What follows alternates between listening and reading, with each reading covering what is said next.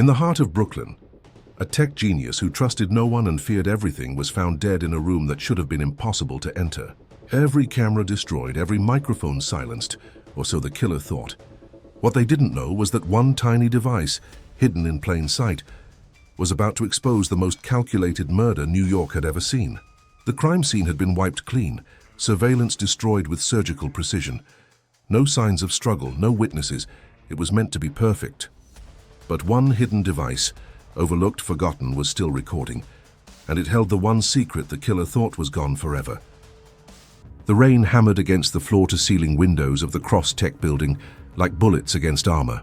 23 floors above the bustling streets of Brooklyn, the storm seemed to mirror the chaos that was about to unfold. It was 11:47 p.m.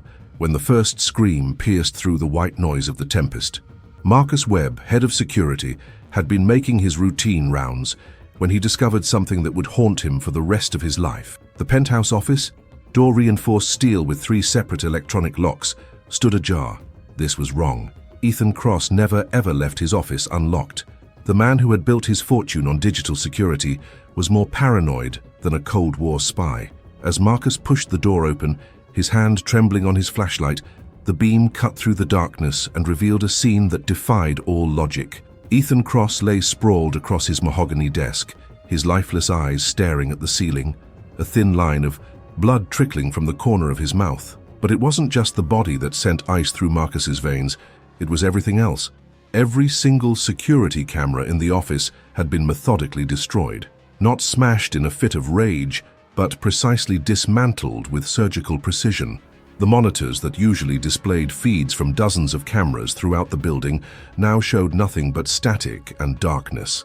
It was as if someone had methodically erased every digital witness to what had happened here.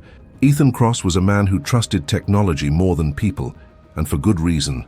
At 38, he had revolutionized cybersecurity, creating systems that protected some of the world's most sensitive data. His own office was a fortress within a fortress, biometric scanners, motion sensors, pressure plates under the carpet, and enough cameras to film a small movie.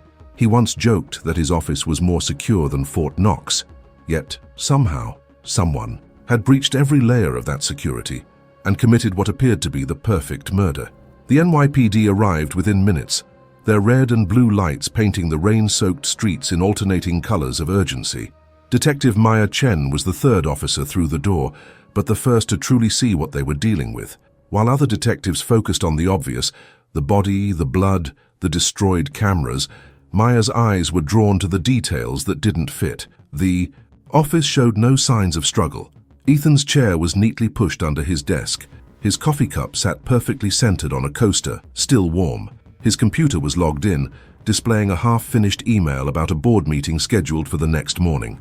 Everything suggested that death had come suddenly, unexpectedly, and from someone Ethan trusted enough to let into his sanctuary. But the most puzzling aspect wasn't what was there, it was what wasn't. How had the killer entered? The office had only one entrance, and the security log showed that Ethan had locked himself in at 9:15 p.m., just as he did every night. The locks required his biometric signature to open from the outside, and the system showed no record of anyone entering after 9:15. The windows were sealed shut, not just locked, but welded closed as part of Ethan's security paranoia. The ventilation system was too small for a person to crawl through, and besides, it was monitored by motion. Sensors that showed no activity. It was as if the killer had simply materialized inside the room, committed murder, and vanished into thin air. As Maya knelt beside the body, her trained eye catalogued every detail. No defensive wounds on Ethan's hands, no signs of a struggle. The cause of death wasn't immediately obvious. There were no visible wounds, no obvious trauma. It would take the medical examiner to determine exactly how Ethan Cross had died, but one thing was clear. This was no random killing. The killer had known exactly how to neutralize Ethan's elaborate security system. They had destroyed the cameras with precision, leaving behind not a single frame of usable footage. They had entered and exited without triggering a single alarm, and they had done it all while leaving behind what appeared to be an impossible crime scene. But Maya Chen hadn't earned her reputation as the NYPD's top tech crimes detective by accepting the impossible. As she surveyed the destroyed cameras and shattered monitors, a single thought crystallized in her mind. Someone had planned this murder with the precision of a master chess player, thinking several moves ahead. They had anticipated every security measure, every possible witness, every way they might be caught. The question was, had they really thought of everything? As the storm continued to rage outside, casting dancing shadows through the office, Maya began to notice something that would prove crucial to the investigation. While every obvious piece of surveillance equipment had been destroyed, the killer's systematic approach might have also been their downfall. In their methodical destruction of anything that could record them, they had revealed just how intimately they knew Ethan's security setup. This wasn't a crime of passion. This was an execution carried out by someone who had been planning for months, maybe years.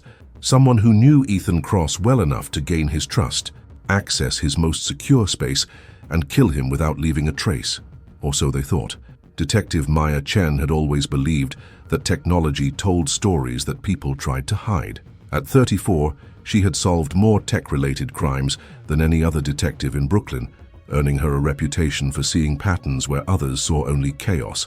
Her colleagues often joked that she spoke binary, but Maya knew the truth was simpler. Criminals always left digital fingerprints. No matter how careful they thought they were. Standing in Ethan Cross's office at 2:17 a.m., surrounded by the debris of destroyed surveillance equipment, Maya felt the familiar thrill of a complex puzzle beginning to unfold. The crime scene photographers had finished their work, and now she had the space to truly examine what the killer had left behind. Her first observation confirmed what she had suspected. Whoever did this wasn't just familiar with Ethan's security system. They had intimate knowledge of every component, every backup, every redundancy he had built into his digital fortress. The cameras hadn't been randomly smashed. Each one had been disabled in a specific sequence that prevented any automatic backup systems from activating. Maya pulled out her tablet and began documenting the destruction pattern.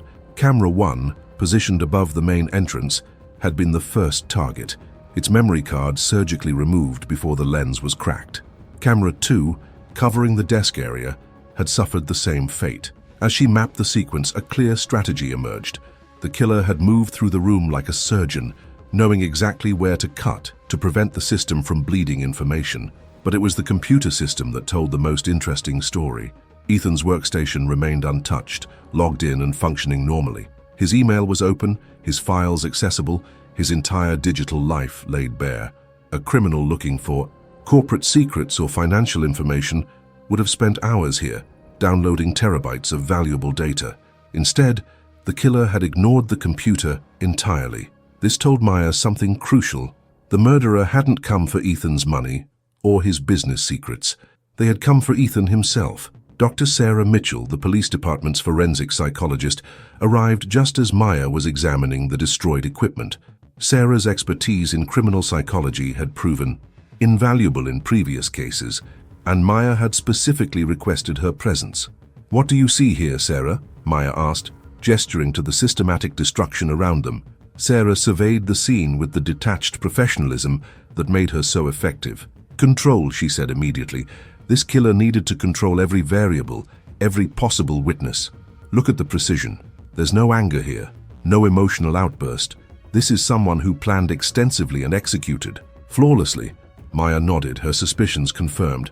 The question is, how did they know so much about Ethan's security setup? This level of knowledge suggests either inside access or months of surveillance. As they spoke, Marcus Webb approached nervously. The head of security had been visibly shaken since discovering the body, and Maya could see the guilt eating at him. In his mind, Ethan's death was a personal failure, a breach of the security system he had sworn to protect. "Detective Chen," Marcus began, his voice hoarse from hours of questioning, "I've been thinking about what you asked earlier, about who might have known the system well enough to do this." Maya turned her full attention to him. "Go on." Ethan was incredibly secretive about his security measures, but there were a few people who had to know some details. Isabella Romano, his business partner, had emergency access codes. Vincent Hayes, his lawyer, knew about the legal compliance aspects of the surveillance system. And Marcus hesitated. "And?" Maya prompted. "And Dr. Sarah Mitchell here. Ethan consulted with her about security psychology about 6 months ago. He wanted to understand how criminals might try to bypass psychological barriers in security systems." Sarah's expression remained neutral, but Maya caught the slight tightening around her eyes. That's correct, Sarah confirmed. Ethan was concerned about social engineering attacks, criminals who might try to manipulate security personnel or find psychological weaknesses in his defensive measures. Maya filed this information away, noting the timing. 6 months ago would have been plenty of time to plan an operation this sophisticated. She was beginning to understand that this case would involve peeling back layers of relationships and trust that extended far beyond a simple murder. The medical examiner arrived at 3:30 a.m., and his preliminary findings only deepened the mystery. No obvious cause of death, Dr. Rodriguez reported. No trauma, no signs of poisoning that I can detect in the field. I'll need a full autopsy, but right now, I can't tell you how this man died. Maya felt pieces of the puzzle clicking into place. A killer, sophisticated enough to bypass elaborate security systems, would certainly be smart enough to use an untraceable method of murder. Poison was possible, but Ethan's paranoia extended to his food and drink. He had his coffee delivered by a trusted service and never ate anything he hadn't personally verified. As dawn began to break over Brooklyn, casting gray light through the rain-streaked windows, Maya made a decision that would prove crucial to the investigation. Instead of focusing solely on the destroyed surveillance equipment, she would examine every electronic device in the office, no matter how insignificant it might seem. I want everything catalogued, she told the crime scene technicians. Every electronic device, every piece of equipment, every gadget in this room. If it has a circuit board, I want it examined. It was this decision that led her to notice something others had overlooked: a vintage radio sitting on a bookshelf in the corner of the office. The radio looked completely out of place among Ethan's cutting-edge technology, a 1940s Philco model that belonged in a museum, not a modern office. Maya approached the radio with growing curiosity. Why would a man obsessed with the latest technology keep such an ancient device in his most private space? As she examined it more closely, she noticed something that made her pulse quicken. The radio's back panel had been recently opened and carefully resealed. Inside her mind, the first glimmer of hope began to form.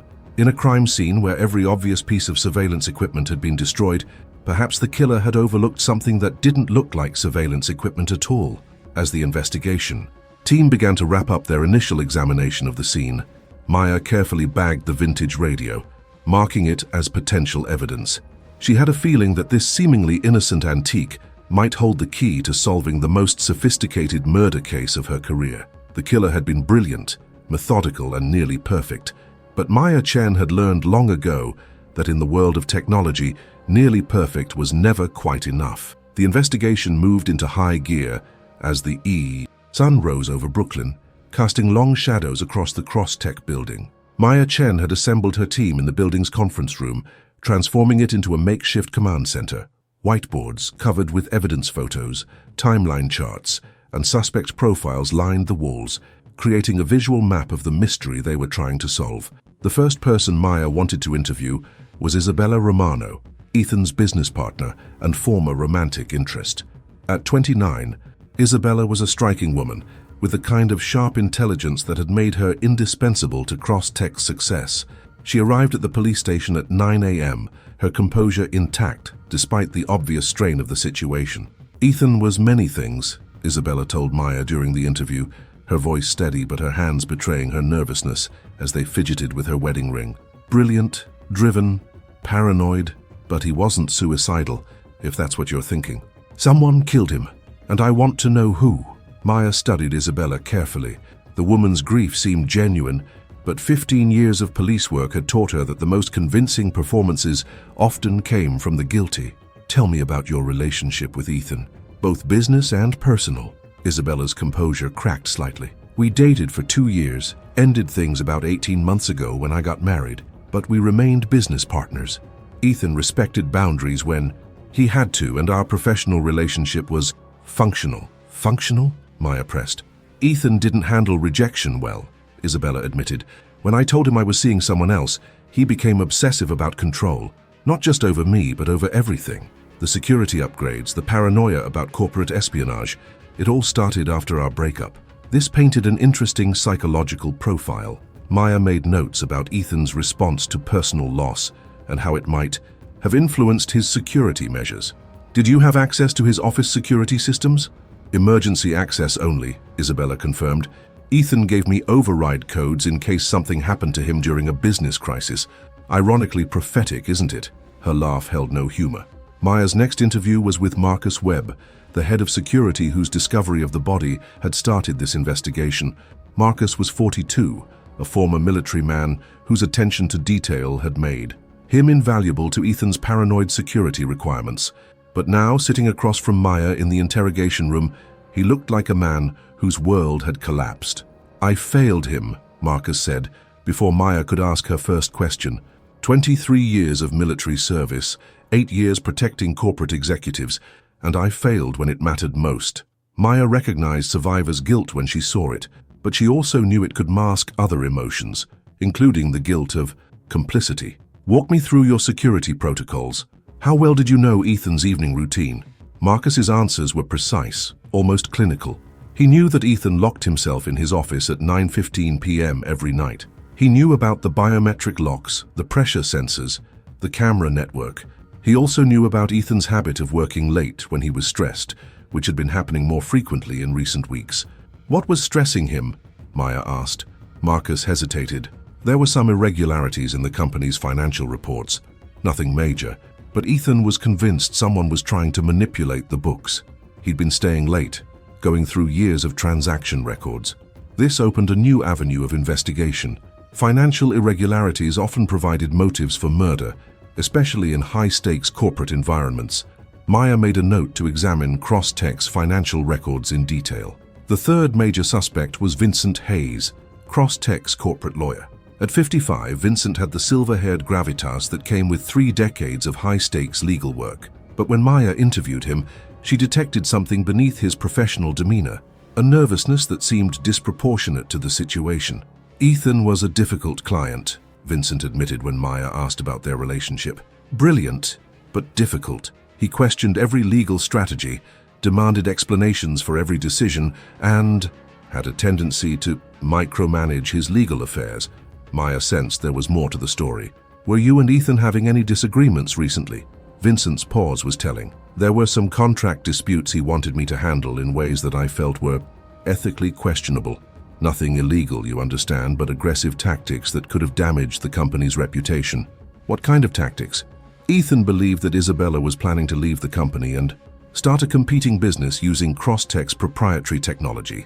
He wanted me to prepare legal action that would have essentially destroyed her career in the tech industry." This revelation cast Isabella's earlier interview in a new light. If Ethan had been planning to sabotage her professionally, it provided a strong motive for murder. Maya made a note to verify Vincent's claims and investigate the extent of Ethan's suspicions about Isabella. As the interviews continued, throughout the day, Maya began to see a pattern emerging. Each suspect had means, motive, and opportunity, but they also had alibis that seemed solid at first glance. Isabella had been at home with her husband on the night of the murder. Her phone records showed she'd made several calls from her apartment. Marcus had been making his security rounds on the lower floors of the building. His keycard access logs confirmed his movements. Vincent claimed to have been at his office preparing for a court case the next morning. His building's security cameras showed him entering at 7 p.m. and not leaving until the next morning. But Maya had learned not to trust initial alibis. Technology could be manipulated, witnesses could lie, and security systems could be fooled by someone with the right knowledge and preparation. Dr. Sarah Mitchell joined Maya for a psychological profile session in the late afternoon. Together, they analyzed the behavioral evidence from the crime scene and interviews. "This killer is incredibly methodical," Sarah observed, studying the crime scene photos. "The systematic destruction of surveillance equipment suggests someone with obsessive-compulsive tendencies, possibly a perfectionist personality type. But the ability to gain Ethan's trust suggests strong social manipulation skills." Maya nodded. "What's interesting is that our 3 main suspects all have the technical knowledge and personal access required to pull this off. Isabella knew the business operations, Marcus knew the security systems, and Vincent understood the legal vulnerabilities. But which one had the psychological profile to plan and execute such a precise murder?" Sarah mused. "This wasn't a crime of passion. This was calculated, patient, and required someone willing to invest significant time in planning." As evening approached, Maya felt the familiar frustration of a case with too many viable suspects and not enough concrete evidence. Each interview had revealed potential motives, but it had also uncovered alibis and contradictions that made the picture murkier rather than clearer. The killer had been brilliant in their execution, but Maya was beginning to suspect that their very brilliance might also be their downfall. Someone this methodical, this obsessed with controlling every variable, might have overlooked something in their focus on the obvious surveillance equipment. Her thoughts returned to the vintage radio she had bagged as evidence. In a world of digital surveillance and high-tech security systems, perhaps the key to solving this murder lay in a piece of analog technology that the killer had never even considered. 3 days into the investigation, Maya Chen sat in the police department's tech lab, staring at the vintage Philco radio that had been extracted from Ethan Cross's office. The device looked innocent enough, a beautiful piece of 1940s craftsmanship with its warm wood, finish and chrome details, but something about it nagged at her, a detective's intuition honed by years of experience with cases where the smallest detail could crack everything wide open. "It's definitely been modified," confirmed Jake Morrison, the department's electronics specialist, as he carefully opened the radio's back panel under Maya's watchful eye. Jake was a former MIT graduate who had joined the NYPD's cybercrimes unit, bringing with him an almost supernatural ability to coax secrets from electronic devices. Maya leaned closer as Jake's fingers traced the radio's internal components. "See here?" He pointed to a small circuit board that clearly didn't belong in a 1940s device. "Someone has installed a modern digital recording system inside the original chassis. It's incredibly sophisticated. Solid-state memory, voice activation, wireless transmission capability." Maya's pulse quickened. How long could it record? With this memory capacity and compression algorithms? Months, maybe longer if it was set to activate only on voice commands. Jake's eyes lit up with the excitement of discovery. Whoever installed this was a genius. It's completely invisible unless you know exactly what to look for. "Can you access the recordings?" Jake nodded, his fingers already flying across his keyboard as he connected the device to his computer. "The storage is encrypted, but it's using older encryption standards. Give me a few hours." Maya left Jake to his work and returned to her desk, where the case files seemed to mock her with their contradictions and dead ends. Every lead had reached a frustrating conclusion. Isabella's alibi had been verified by her husband and phone records. Marcus's security rounds were documented by multiple systems. Vincent's presence at his law office was confirmed by building security. Yet one of them, or someone else entirely, had committed what appeared to be the perfect murder. Her phone buzzed at 11:47 p.m., exactly 72 hours after Ethan Cross's body had been discovered. Jake's voice was electric with excitement. "Maya, you need to get down here right now. I've got the recordings, and you're not going to believe what's on them." Maya reached the lab in record time, finding Jake hunched over his computer with headphones on, his face pale with the gravity of what he'd discovered. "The radio was voice-activated," he explained, as Maya approached. "It only recorded. When it detected conversation in the room, the last recording was made on the night of the murder." Maya's hands trembled slightly as she took the headphones. "How clear is the audio?" "Crystal clear. Ethan installed professional-grade equipment. It's like having a front-row seat to his murder." Maya pressed play, and Ethan Cross's voice filled her ears, speaking to someone in his office on the night he died. "I know what you've been doing." Ethan's voice was calm, but edged with accusation. "Did you really think I wouldn't find out? I've been suspicious for months, but now I have proof." A second voice responded, and Maya's blood ran cold as she recognized the speaker. "Ethan, please let me explain. It's not what you think. Embezzling from the company accounts, manipulating the financial records, setting up Isabella to take the fall. I have to admit, it was brilliant. Almost brilliant enough to work. You don't understand the pressure I've been under. The debts, the threats, I had no choice." Maya ripped off the headphones, her mind racing. The voice belonged to someone they had interviewed, someone whose alibi had seemed airtight, but the recording proved that they had been in Ethan's office that night, and the conversation clearly established motive for murder. "Keep playing it," Maya instructed Jake, putting the headphones back on with hands that were no longer steady. The conversation continued, revealing details that made Maya's investigation suddenly snap into sharp focus. "Choice?" Ethan's voice grew harder. "You chose to steal from me. You chose to frame Isabella. You chose to violate every trust I placed in you. I can pay it back, every penny. Please, Ethan, I just need more time. Time? You've had months to come clean. Instead, you covered your tracks and let me believe Isabella was the problem. You know what this means for her career, her reputation. There was a long pause, then, what are you going to do? I'm calling the police in the morning, and Maya Chen specifically. She specializes in financial crimes. By tomorrow evening, you'll be in custody. Maya's breath caught. The killer had known that Ethan planned to expose them the next day. They had known that Maya Chen would be the detective investigating their crimes. This recording was establishing not just motive, but the precise timeline that had made murder seem like the only option. The conversation took a chilling turn. Ethan, please reconsider. Think about what this will do to the company, to everyone who depends on Crosstech for their livelihood. I've thought about nothing else for weeks, but I won't let you destroy Isabella's life to save your own skin. Then I'm afraid I can't let you make that call. What followed was the sound of a brief struggle, Ethan's sharp intake of breath, and then his voice, weaker now. What did you give me? Just something to help you sleep. It'll be over soon. The cameras, you disabled. Everyone, I've been planning this for months, Ethan. You taught me to be thorough. Ethan's voice was fading. You'll never get away. Actually, I will. Your death will look like a heart attack brought on by stress. The financial irregularities will be blamed on Isabella, just as planned, and I'll be the grieving colleague who tried so hard to help solve the mystery. The recording continued with the sounds of the killer, methodically destroying the surveillance equipment, believing they were eliminating every possible witness to their crime. Maya could hear the systematic dismantling of cameras, the careful removal of hard drives, the professional efficiency of someone covering their tracks. But the killer had made one crucial error in their methodical destruction. They had never known about the vintage radio. Ethan's security paranoia had extended to hiding backup recording devices in unexpected places, and the killer's intimate knowledge of his official security system had become a blind spot. As Maya listened to the final moments of the recording, the killer's footsteps as they left the office, the electronic locks engaging, the silence of death, she felt the familiar satisfaction of a case beginning to break open. The voice on the recording belonged to Dr. Sarah Mitchell, the forensic psychologist who had been consulted on Ethan's security measures 6 months earlier. The Aoshi woman who had been helping Maya analyze the killer's psychological profile was the killer herself. Maya's mind raced through the implications.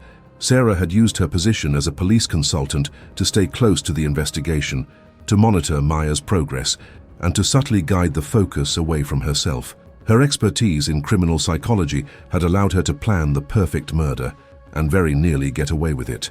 But technology, as Maya had always believed, never lied, and now she had the evidence that would bring down the most calculating killer she had ever encountered. Maya Chen's hands were steady as she organized the evidence that would bring down Dr. Sarah Mitchell, but her mind was racing through the implications of what she had discovered. The forensic psychologist who had been helping her understand the killer's mindset was the killer herself, a revelation so audacious that Maya almost admired its psychological brilliance. At 6 a.m. the following morning, Maya assembled her team in the conference room. The recording from the vintage radio played through the speakers, filling the room with the chilling conversation between Ethan Cross and his murderer. Detective Lieutenant Rodriguez, Maya's superior, listened with growing amazement as the case he thought was unsolvable suddenly crystallized into clarity. She's been playing us from the beginning, Maya explained, pointing to the timeline on the whiteboard. Sarah Mitchell consulted on Ethan's security psychology 6 months ago. That gave her intimate knowledge of his paranoid mindset and security measures. She used that knowledge to plan not just the murder, but her own involvement in the investigation. Jake Morrison, still energized from his breakthrough with the radio, added crucial technical details. The poison used was likely succinylcholine, a paralytic agent that breaks down rapidly in the body and can mimic the symptoms of a heart attack. As a forensic psychologist working with law enforcement, Dr. Mitchell would have had access to information about untraceable poisons. Maya's phone buzzed with a text from Sarah Mitchell herself. Any updates on the Cross case? Happy to provide additional psychological analysis if needed. The audacity was breathtaking. The killer was still actively inserting herself into the investigation, monitoring their progress while pretending to help. We need to move carefully, Lieutenant Rodriguez warned.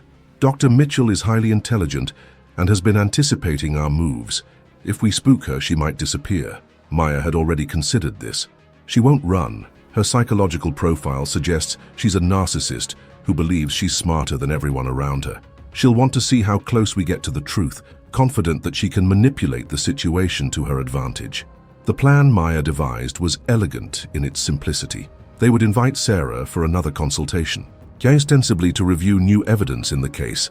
Maya would present her with crime scene photos and evidence files, watching for Sarah's reactions when confronted with details only the killer could know. At 2 p.m., Sarah Mitchell walked into the police station with the same professional confidence she had displayed throughout the investigation. She was impeccably dressed, her demeanor calm and helpful. Maya felt a chill as she realized how perfectly Sarah had been performing the role of the concerned consultant. "I've been thinking more about our killer's psychology," Sarah began as she settled into her chair across from Maya. "The systematic destruction of surveillance equipment suggests someone with obsessive-compulsive tendencies, possibly rooted in childhood trauma involving loss of control." Maya nodded, playing along while studying Sarah's body language for any tells. "That's interesting. We've also discovered some new evidence that might change our understanding of the case." Sarah's eyes sharpened with what appeared to be professional curiosity, but Maya caught something else, a flicker of concern that lasted for just a fraction of a second. "New evidence?" "Yes. It turns out Ethan had backup recording devices that our killer missed." Maya watched Sarah's face carefully as she said this, noting the almost imperceptible tightening around her eyes. "Recording devices?" Sarah's voice remained steady, but Maya detected the slightest change in tone. Maya placed a photo of the vintage radio on the table between them. This was in Ethan's office.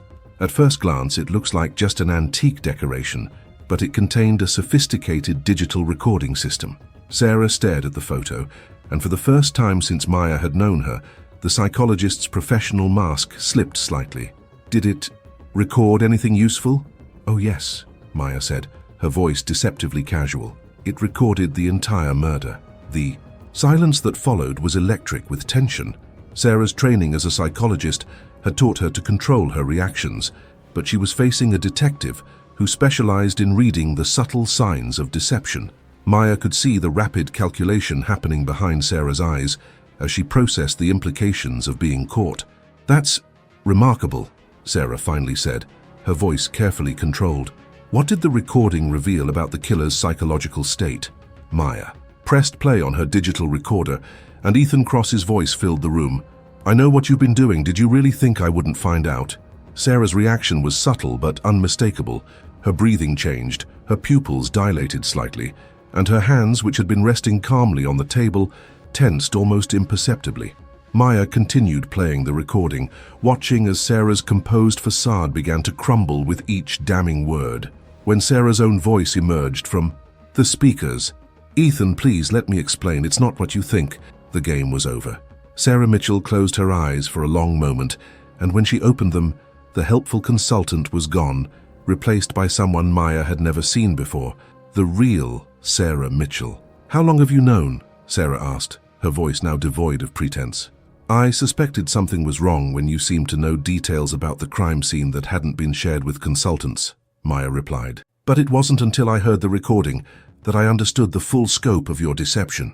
Sarah leaned back in her chair, and Maya was struck by how the woman's entire demeanor had changed. Gone was the professional psychologist. In her place sat someone cold, calculating, and utterly without remorse. "You want to know why?" Sarah asked. "Ethan Cross was going to destroy me over money, $200,000 in gambling debts that spiraled out of control. I tried to pay it back quietly by skimming from the company accounts just temporarily, but Ethan discovered the discrepancies. So you decided to frame Isabella Romano?" Isabella was the perfect scapegoat. Her access to the financial systems, her romantic history with Ethan, her recent marriage that might have motivated her to steal money. It all fit perfectly. Sarah's voice held no emotion, as if she were discussing a case study rather than confession to murder. Maya felt a deep chill as she realized the depth of Sarah's manipulation.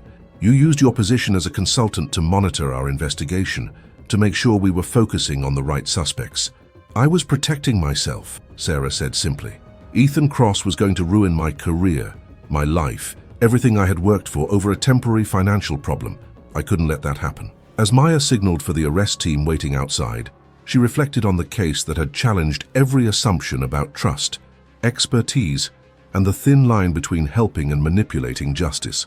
The arrest of Dr. Sarah Mitchell sent shockwaves through the NYPD and the forensic psychology community.